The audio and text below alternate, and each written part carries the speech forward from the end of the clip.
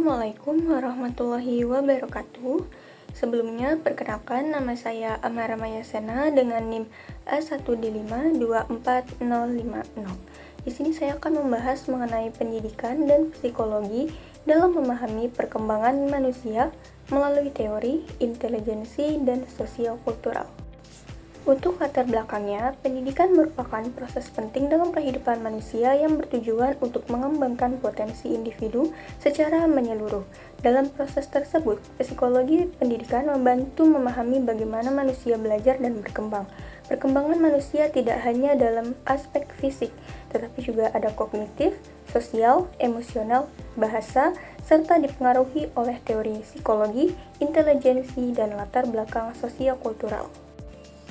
Pendidikan dimulai dari lahir sampai dewasa dan terus berlangsung dalam kehidupan. Jadi, belajar tidak hanya di sekolah, tapi juga dari orang tua dan di lingkungan sekitar, yang bertujuan membentuk manusia yang beriman dan berakhlak baik, mandiri dan bertanggung jawab, serta cerdas dan kreatif. Nah, hal ini berkaitan dengan psikologi pendidikan, yaitu mempelajari cara dan perkembangan peserta didik yang setiap anak mempunyai perbedaan dalam kecerdasan. Misalnya, ada yang cepat memahami, ada yang butuh waktu untuk memahami. Kemudian, perbedaan motivasi. Misalnya, ada yang semangat belajar, ada yang perlu dorongan untuk belajar. Dan ada perbedaan karakter. Misalnya, setiap anak punya sifat dan kepribadian yang berbeda. Jadi, dukungan dari rumah dan orang tua atau guru di sekolah sangat penting untuk hasil belajar peserta didik. Nah, agar kita lebih paham tentang perbedaan peserta didik sebelumnya, kita juga perlu tahu aliran-aliran dalam psikologi. Ada strukturalisme, yaitu berkaitan dengan kesadaran diri anak. Ada behaviorisme, yaitu belajar dilihat dari perubahan perilaku anak. Yang ketiga, ada humanisme, yaitu yang menekankan perasaan, potensi, dan kepribadian anak. Yang keempat, ada kognitif, yaitu kemampuan cara berpikir anak, mengingat, dan memahami. Kelima, ada psikoanalisis, yaitu perilaku yang dipengaruhi oleh pikiran yang tidak disadari. Terakhir, fungsionalisme, yaitu perilaku membantu manusia untuk beradaptasi atau menyesuaikan diri dengan lingkungannya. Selanjutnya, dari aliran-aliran psikologi tadi, kita bisa lihat bahwa perilaku dan cara belajar anak dipengaruhi oleh proses dalam dirinya. Hal ini berkaitan dengan pertumbuhan dan perkembangan anak. Pertumbuhan ialah proses bertambahnya ukuran fisik seperti tinggi badan, berat badan, dan ukuran tubuh. Sedangkan perkembangan adalah perubahan kemampuan yang tidak bisa diukur seperti cara berpikir, emosional, kognitif, dan motorik anak. Keduanya saling berkaitan dan dipengaruhi oleh faktor genetik dan lingkungan seperti nutrisi, kesehatan, pola asuh, pola komunikasi, pola belajar, dan pola sosial. Nah, berkaitan dengan pertumbuhan dan perkembangan tersebut, ada teori yang menjelaskan bagaimana proses itu terjadi pada anak. Menurut teori Gesell, perkembangan anak terjadi secara bertahap dan tidak bisa dipaksa. Setiap anak memiliki kesiapan masing-masing. Faktor genetik berperan utama, sedangkan lingkungan mendukung proses tersebut. Kemudian, perkembangannya teratur dari kepala ke kaki dan dari pusat ke luar tubuh. Nah, tumbuh kembang anak akan optimal jika memang sudah siap pada waktunya. Dari penjelasan teori tersebut, kita juga bisa melihat bahwa perkembangan manusia terjadi dalam beberapa tahapan. Pada masa prenatal, yaitu pembentukan organ dan tubuh sejak dalam kandungan. Pada masa bayi, pada umur 0 bulan sampai 2 tahun, pertumbuhan sangat cepat dan perkembangan otak meningkat. Pada masa anak-anak, pada umur 2 tahun sampai 7 tahun, pertumbuhan dan perkembangan kemampuan motorik atau fisik sudah stabil. Pada masa remaja awal, pada usia 7 tahun sampai 11 tahun, dan masa remaja akhir 12 sampai 20 tahun, perubahan fisik atau pubertas dan emosi yang matang. Pada masa dewasa, pada umur 20-40 tahun, kematangan fungsi tubuh dan memiliki tanggung jawab untuk kehidupan. Dan pada masa lanjut usia, umur 40-65 tahun, itu menurunnya kondisi fisik dan kesehatan. Oke, dari tahapan yang telah kita bahas tadi, kita bisa memahami bahwa semakin bertambah usia, kemampuan berpikir juga ikut berkembang. Perkembangan kognitif yaitu proses bertahap yang menunjukkan bagaimana individu untuk memahami, mengolah, dan menggunakan informasi dalam kehidupannya. Perkembangan anak dan remaja terjadi pada 4 tahap, yaitu tahap Sensorimotor terjadi pada saat lahir hingga usia 2 tahun, di mana misalnya bayi memasukkan benda ke mulut untuk mengenal. Kemudian tahap praoperasional terjadi di usia 2-7 tahun, di mana anak menganggap mainan punya perasaan. Lalu, tahap operasional yang konkret terjadi pada usia 7-11 tahun, misalnya anak bisa menghitung dan memahami sebab akibat sederhana. Dan terakhir, tahap operasional formal terjadi di usia 11 sampai dewasa, di mana remaja mulai bisa berpikir tentang masa depan atau ide-ide baru. Selain perkembangan kognitif, ada juga perkembangan psikososial yang berkaitan dengan emosi, motivasi, serta hubungan dengan orang lain dalam setiap tahap kehidupannya. Tahap pertama, belajar percaya diri di usia 0-2 tahun. Misalnya, bayi merasa aman saat digendong oleh ibunya. Kemudian pada usia 2-3 tahun, anak mulai belajar untuk mandiri. Kemudian, pada usia 3-6 tahun, anak mulai berani mencoba dan memiliki rasa ingin tahu. Kemudian, pada usia 6-12 tahun, anak mulai untuk bisa percaya diri. Kemudian, saat usia 12-20 tahun, anak mulai mencari jati dirinya, misalnya bisa menentukan cita-citanya di masa depan. Kemudian, pada usia 20-40 tahun, dia akan membangun hubungan rumah tangga, misalnya dengan menikah. Kemudian, pada usia 40-65 tahun, ia akan memiliki tanggung jawab untuk bekerja dan membantu keluarganya. Dan pada tahap lansia, pada usia 65 tahun sampai ke atas, ia akan merasa puas dengan kehidupan yang ia jalaninya. Selain perkembangan psikososial, perkembangan bahasa juga menjadi bagian penting dalam tumbuh kembang manusia, karena melalui bahasa, seseorang dapat menyampaikan pikiran dan perasaannya kepada orang lain. Nah, pada usia 0-1 tahun, bayi akan mulai mengoceh atau berbunyi, misalnya papa, mama. Nah, pada usia 1-1,8 tahun, anak mulai menyebutkan satu kata, namun banyak maknanya, misalnya mama, yang bisa berarti mau makan atau memanggil ibunya. Nah, pada usia 1,6 sampai 2 tahun, anak mulai bisa menggabungkan dua kata sederhana, misalnya mau makan, main bola. Nah, pada usia 2-5 tahun, anak mulai menyebutkan kalimat sederhana, misalnya aku mau makan. Nah, pada usia 5-10 tahun, anak mulai menyebutkan kalimat yang lebih lengkap, misalnya aku mau main keluar bersama teman. Nah, pada usia 11 tahun sampai dewasa, anak sudah mulai berbicara dengan lancar dan juga jelas. Nah, tidak hanya dalam bahasa, anak juga belajar menyesuaikan diri melalui interaksi dengan orang lain dalam kehidupan sehari-hari.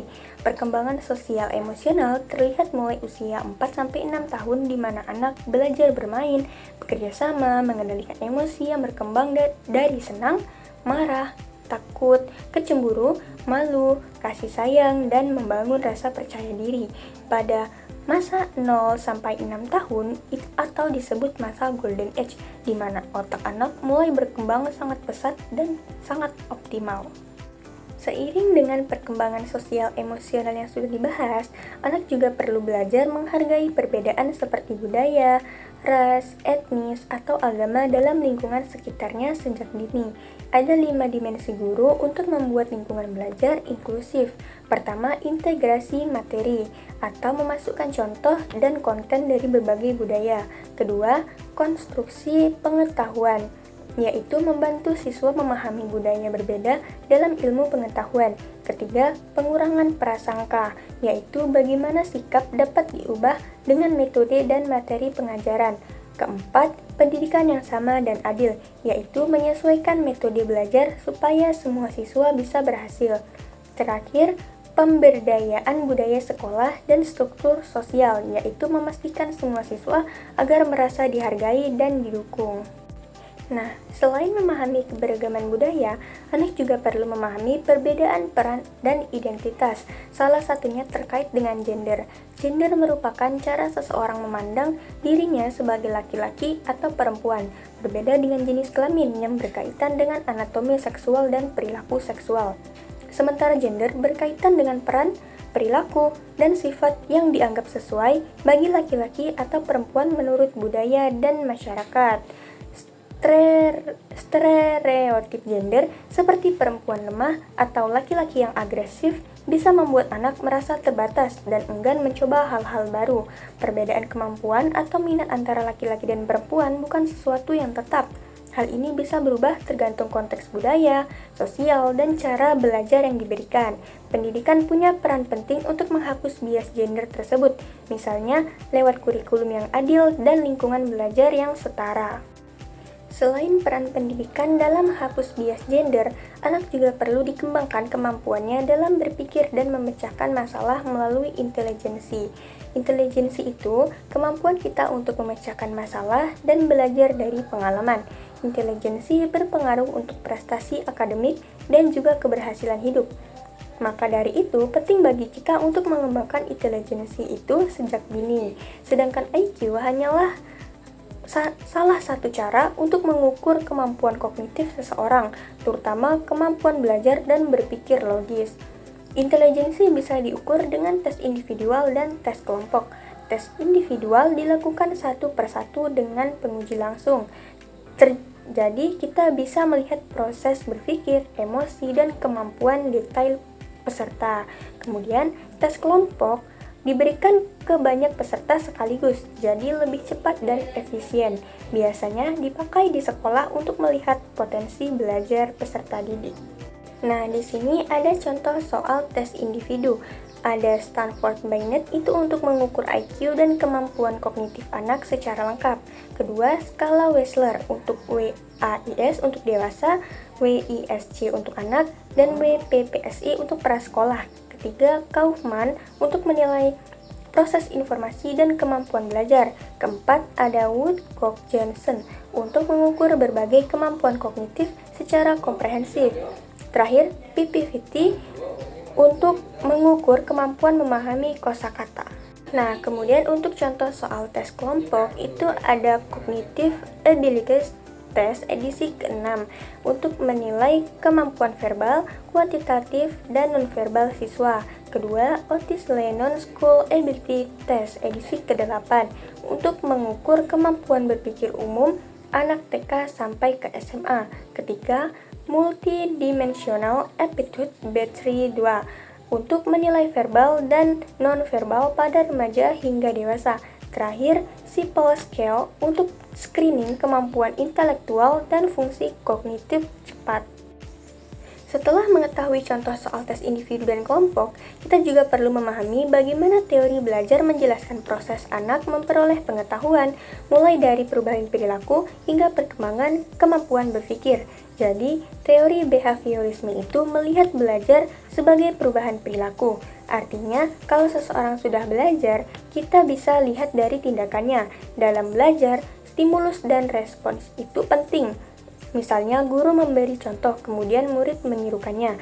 Tokoh-tokohnya seperti Watson, Thorndike, Pavlov, dan Skinner. Teori ini biasanya untuk latihan keterampilan atau membentuk kebiasaan sehari-hari. Sedangkan teori kognitivisme fokus ke proses berpikir siswa. Belajar bukan cuma meniru, tapi juga mengorganisasi dan memahami informasi baru dengan pengalaman yang lama. Tokohnya Jean Piaget, Brunner, Ausubel, dan Gagne. Jadi, siswa aktif memikirkan materi supaya lebih paham dan belajar jadi lebih bermakna. Selain behaviorisme dan kognitivisme, teori Gestalt dan pendekatan pendidikan juga membantu siswa memahami materi secara utuh dan belajar lebih efektif sesuai tahap perkembangan mereka. Teori Gestalt menekankan melihat keseluruhan aktivitas agar siswa memahami hubungan tiap bagian. Guru memberi contoh dan latihan agar keterampilan terserap dengan baik. Sedangkan teori pendidikan mengarahkan kurikulum dan metode belajar. Konsep konvergensi menggabungkan bakat bawaan dan pengaruh lingkungan, sehingga siswa belajar aktif, kreatif, dan sesuai tahap perkembangan mereka. Dari pembahasan yang telah kita bahas tadi, kita dapat menyimpulkan bahwa pendidikan merupakan proses seumur hidup yang bertujuan mengembangkan potensi manusia secara menyeluruh, baik dari segi fisik, kognitif, sosial, emosional, maupun bahasa. Dalam proses ini, psikologi pendidikan sangat penting untuk memahami bagaimana setiap individu belajar dan berkembang sesuai karakter, kecerdasan, dan lingkungannya. Pertumbuhan dan perkembangan manusia berlangsung bertahap dan saling berkaitan, dipengaruhi oleh faktor genetik dan lingkungannya, serta mengikuti tahapan tertentu sepanjang kehidupan. Berbagai teori psikologi membantu menjelaskan proses belajar dan perkembangan tersebut, sehingga pendidikan dapat disesuaikan dengan kebutuhan peserta didik. Oleh karena itu, peran keluarga, guru, dan lingkungan sangat penting dalam menciptakan pembelajaran yang efektif, inklusif, serta mampu membentuk individu yang cerdas, berkarakter, dan mampu hidup dalam keberagaman. Itu saja pembahasan dari saya, cukup sekian dan terima kasih.